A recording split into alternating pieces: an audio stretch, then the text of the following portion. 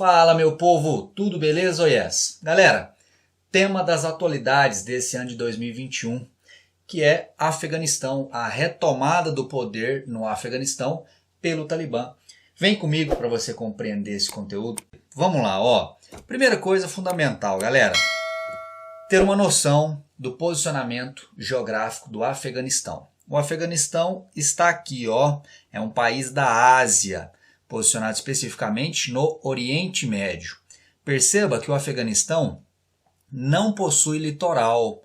Ele está na porção central do sul da Ásia, na transição do Oriente Médio para o sul e sudeste da Ásia. Localização estratégica. Olha só os vizinhos fronteiriços do Afeganistão. De um lado, o Paquistão, pequena fronteira com a China, ao norte, o Tajiquistão, Uzbequistão, Turcomenistão, esses três aqui, ó, Turcomenistão, Uzbequistão, Tajiquistão, antigas repúblicas socialistas soviéticas, é interessante lembrar disso. E aqui do lado, o Irã. Então, lembre-se com carinho desse posicionamento estratégico muito importante do Afeganistão. Território montanhoso e seco, ele está ali, ó, já no sopé do Himalaia, então apresenta um terreno irregular, montanhoso e clima predominantemente seco, desértico. Grande diversidade étnica, o Afeganistão tem aí algo perto de 32, 35 milhões de habitantes. Porém, há uma grande diversidade étnica nessa população. Beleza, beleza? População predominantemente muçulmana, apesar deles não serem árabes, tá certo? Fique atento a isso, hein? É uma população que segue a religião muçulmana, em sua maioria, mas que não são árabes, como ocorre com outros países do Oriente Médio. Beleza, feita essa caracterização do Afeganistão, fundamental para você compreender também o restante do conteúdo, eu quero agora focar no ponto central dessa videoaula, que é falar do quê? Do Talibã. Para que você entenda o Talibã, eu volto brevemente na história do país. Volto em 1979, quando houve a invasão da União Soviética no Afeganistão. Se você olhar com carinho para a data, contextualiza a data para mim, ó. 79, estamos em um contexto de Guerra Fria.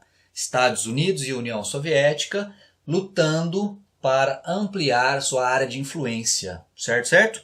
E no caso do Afeganistão especificamente, a União Soviética tinha, até pouco antes dessa invasão, um governo aliado que foi derrubado.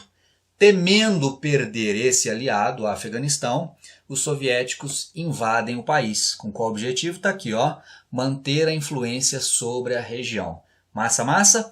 Logicamente que essa influência soviética desagradava parte importante dos afegãos, sobretudo proprietários rurais e aqueles indivíduos mais conservadores que levavam a ideia da religião mais ao pé da letra, de maneira mais radical, se mobilizaram em grupos rebeldes chamados de mujahedins. Esses mujahedins então cuidaram de formar a resistência do povo afegão contra os soviéticos que ali haviam dominado parte importante do território, controlado parte importante do território. Esses mujahedins formavam então grupos guerrilheiros, grupos de combatentes, formados exclusivamente por homens, em sua maioria homens jovens, não casados, sem filhos, ou seja, homens que estivessem totalmente desprendidos de questões afetivas, materiais, justamente porque eles se baseavam na ideia fortemente apegada na religião, na ideia segundo a qual eles estavam ali lutando em nome de Alá, lutando em nome de uma causa que ia muito além das questões materiais. Ou seja, eles dariam a vida, se necessário fosse, para combater o inimigo, que naquele contexto eram soviéticos, e para instalar um regime governamental, uma organização social baseada nos preceitos do islamismo radical, tal qual eles faziam ou acreditavam. Importantíssimo, hein, galera? Olha isso aqui. Se eu estou falando de um contexto de Guerra Fria, esses mujahidins que lutavam contra os soviéticos prontamente receberam apoio de quem? Dos Estados Unidos da América, com o fornecimento de armas e de treinamento militar. É simples de entender. Se eu tenho soviéticos ocupando o território e nesse território formam-se grupos para expulsar os soviéticos, é lógico de se entender naquele contexto o apoio dado pelos Estados Unidos a esses mujahidins. Beleza, aqui ó, só para ilustrar, você talvez se lembra deste filme, ó, Rambo 3, década de 80, hein? Rambo 3, estrelado aí por Sylvester Stallone, mais uma vez interpretando o John Rambo, ele se passa no Afeganistão. É meio que um filme que vai exaltar, que vai homenagear esses afegãos que lutaram contra a influência soviética. Beleza. Opa, avançou demais. Volta um. Aqui, ó. 10 anos depois da invasão, a invasão começa em 79, 10 anos depois, em 89, a União Soviética já em frangalhos, já bastante fragilizada, com sérios problemas financeiros, estruturais, políticos, retira as tropas do Afeganistão, né, num reconhecimento de derrota, e aí o Afeganistão, a partir de então, mergulha numa guerra civil. Agora que não tem mais a potência estrangeira ali dominando, controlando boa parte do território, as diferentes facções dentro do Afeganistão vão passar a lutar entre si para ver quem toma o poder. Tranquilo, tranquilo? Avança. Desses mujahidins, desse grupo de rebeldes que formaram a resistência contra a invasão soviética, vão surgir dois grupos que hoje são conhecidos como grupos terroristas. O primeiro deles, a Al-Qaeda, fundada em 88. Quem fundou a Al-Qaeda, hein? Um camarada chamado Osama Bin Laden, você se lembra bem dele, né? Osama Bin Laden não era afegão, ele nasceu na Arábia Saudita, mas ele se aliou aos mujahidins no combate aos soviéticos. Ah, professor, você está querendo me dizer que Osama Bin Laden fez parte de um grupo de rebeldes que recebeu apoio e treinamento dos Estados Unidos? Osama Bin Laden recebeu apoio e treinamento militar dos Estados Unidos da América. Guarda isso para daqui a pouco, hein? E outro grupo, aquele que mais nos interessa agora, o Talibã, fundado já nos anos 90, em 94, numa associação, numa aliança entre antigos combatentes do Mujahidin, lá dos anos 80, mais estudantes jovens que estudavam teologia, que se uniram e formaram o Talibã. Esses dois grupos, portanto, são irmãos, viu? Um se identifica muito com o outro, não apenas por conta da origem, mas por defenderem bandeiras semelhantes no que se refere, por exemplo, a uma interpretação radical do islamismo. Joia, avança. O Talibã, portanto, esse grupo que surge ali em 94, se trata do quê? De um grupo fundamentalista islâmico, de orientação sunita. Guarda com carinho essa informação, hein? Professor, qual que é a mesma diferença entre sunitas e xiitas? Vou deixar o link da videoaula aqui na descrição, dá lá uma olhada. Tem uma videoaula que fala especificamente sobre isso. Originado, portanto, no Afeganistão, surgiu em 94, em meio a uma guerra civil. Guerra civil essa, repito, que teve início com a saída das tropas soviéticas do Afeganistão. Durante essa guerra civil, diferentes facções lutavam pela tomada do poder, até que em 1996 o Talibã assume o poder no Afeganistão. Vai governar por 5 anos, até 2001. Já já você vai entender por que até 2001. Esse governo, exercido pelo Talibã, baseou-se numa teocracia, governo autoritário, violador dos direitos humanos. Nada de democracia, nada de liberdades individuais, principalmente para as mulheres. Mulheres fortemente oprimidas. Algumas das práticas do Talibã enquanto governo, olha isso aqui. Destruição de estátuas budistas. Estas estátuas aqui, ó, que faziam referência a Buda, tinham mais de 1000 anos, eram patrimônio da humanidade. Foram destruídas pelo Talibã. Execuções sumárias. Era muito comum, no intervalo das partidas de futebol, pessoas que eram julgadas e condenadas à morte serem fuziladas no campo de futebol, para servir de exemplo para os demais. Grande opressão contra as mulheres. Mulheres não podiam, por exemplo, estudar, trabalhar, não podiam sair de casa sem a companhia de um homem, que deveria ser o esposo, ou quando solteiras, deveriam sair na companhia de um irmão mais velho ou do pai. E deveriam usar a burca completa, cobrindo todo o corpo. Daí então a forte opressão contra as mulheres. O Talibã fica no poder até quando? Até isso aqui, ó. Olha para essa fotografia. Se lembra dela? 2001. Estados Unidos da América são vítimas do maior ataque terrorista contra o seu território. 2 aviões são lançados contra as Torres Gêmeas, em Nova York. Um terceiro avião é lançado contra o Pentágono, em Washington.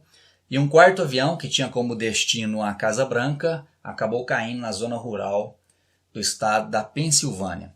O fato é que esse ataque terrorista, que chocou o mundo, sobretudo o mundo ocidental, ele prontamente teve sua autoria assumida.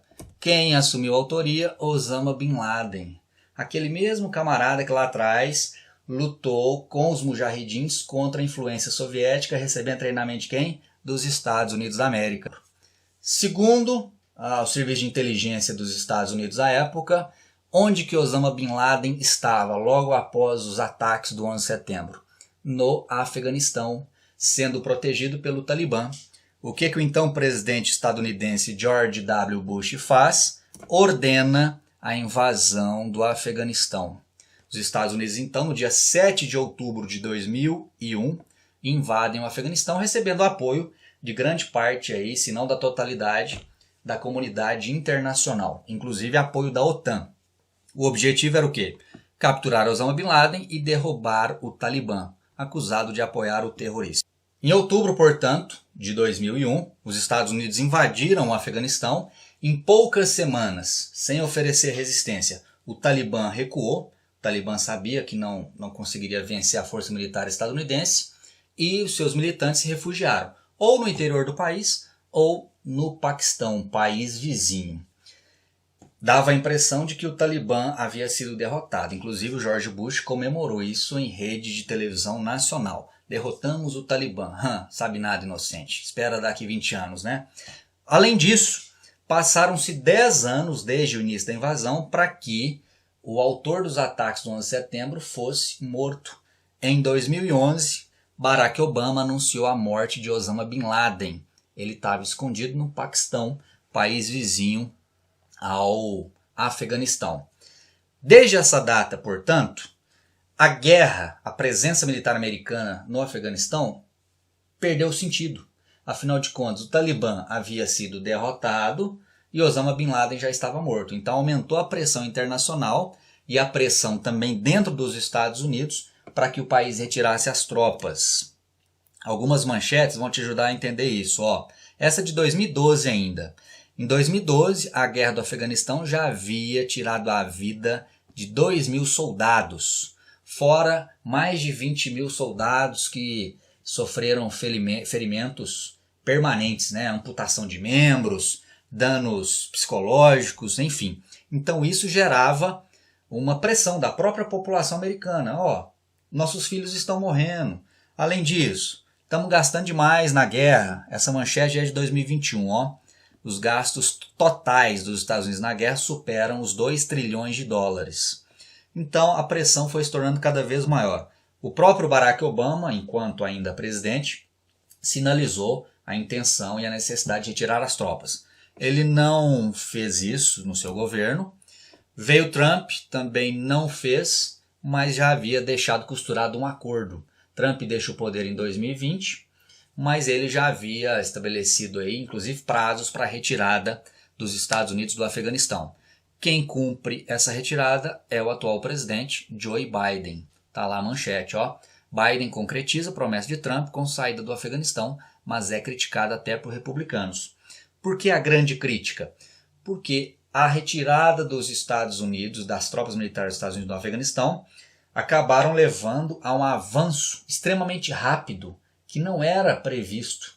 A ideia era que o Talibã pudesse tomar o poder, mas não de maneira tão rápida, tão avassaladora como nós acompanhamos aí nos noticiários. Em poucos dias, por exemplo, o Talibã havia tomado a capital do país, Cabul. O presidente afegão fugiu, né? Ele falou, eu ficar aqui, cara, tô vazando. Fugiu, não sabe-se para onde.